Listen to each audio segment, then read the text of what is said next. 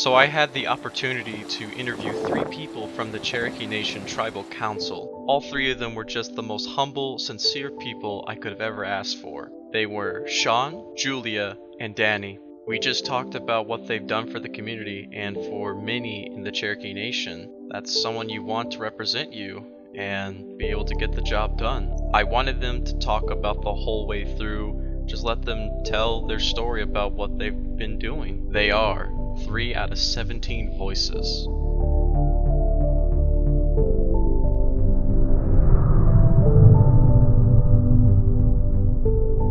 Shawn Crittenden is my name. I'm a District 8 Cherokee Council member. Also teach school, Stillwell Public School System. Have 4 good kids and a good wife. Yeah, kind of gets to do whatever you want. A typical day down here, District 8, Adair County, I get several phone calls ranging from basic needs to housing, health care, and you know, as council people, we represent our area.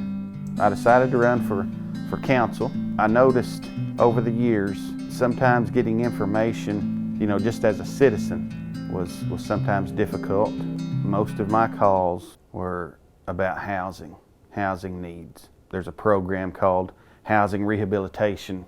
Cherokee Nation Housing Authority goes out and just remodels the homes of Cherokee people. And also there's emergency rehabilitation that deals with leaks. And so one of the first things that I was able to be a part of, and I always say a part of, because I'm one seat at that table of 17. This is the Housing, Jobs, and Sustainable Communities Reauthorization Act of 2022. I put that in the form of a big old motion. I actually wrote some legislation that gave each council member some emergency money. If they didn't qualify for this or that, we seen fit that this need should be met. You know, Cherokee Nation, $2,000 to the kids going to college, $2,000 every semester. And as a council person, you know, that's everyone's platform. Health, housing, education. It's helping people, being in a position to help people. It feels great. It's very rewarding. Like we talked before, the sustainability of the help. I'm more proud of the big issues that we're covering as far as housing, health, education, several others that's going to sustain us.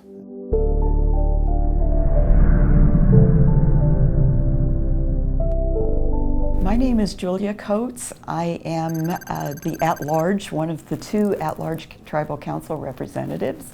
I represent all of the Cherokee Nation citizens who live outside of the reservation boundaries. I'm also a professor of American Indian Studies. A day in the life of an at-large tribal council member usually involves taking a lot of emails and phone calls.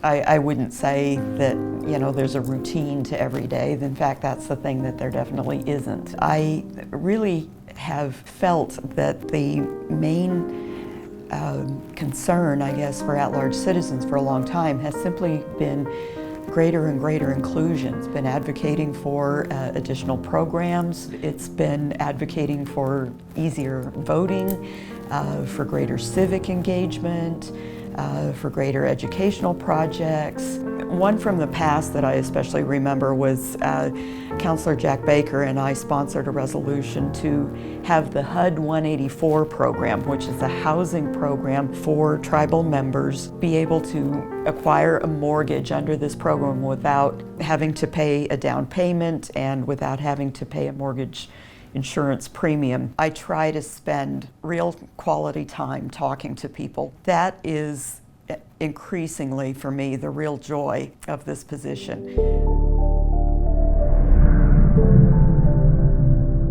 My name is Danny Callison. I am a District 15 Cherokee Nation counselor. I get a phone call, and I'm on the phone, or this phone rings. We don't have an office per se. You know, I get calls on both phones. Probably somewhere around between 8 and 8:30, the phone will start ringing, and they'll have people that'll have questions.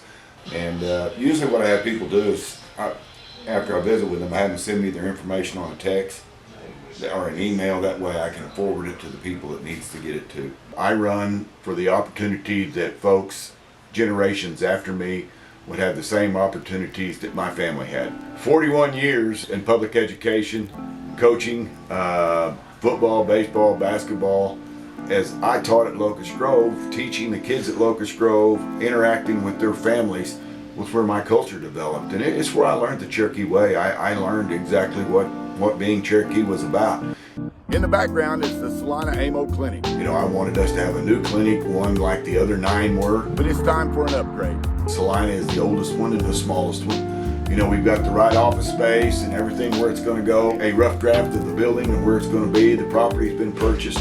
So we hope to break ground sometime in 2022. I feel very humbled to get an opportunity to be a counselor, to work for the great nation of the Cherokee people, to be able to give back, that took care of me and my family for all these years. I'm very blessed to be able to do this. And that's it for the stories. What Cherokee Nation? What Shawn for the song for the credits? Till we meet again. I'm Oklahoma born, Oklahoma raised, just a good old boy, I guess you could say. Some things get me going, and my Cherokee starts showing, like when a cashier hands me change. Tell might sound strange,